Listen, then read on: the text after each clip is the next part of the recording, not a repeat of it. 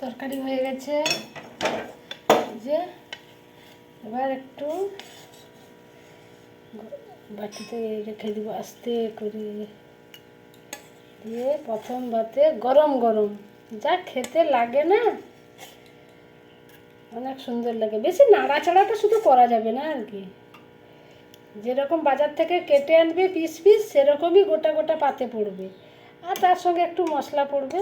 বেশি নড়াচড়া করলে ভেঙে যাবে, মাছটা এমনিতেই প্রচণ্ড নরম।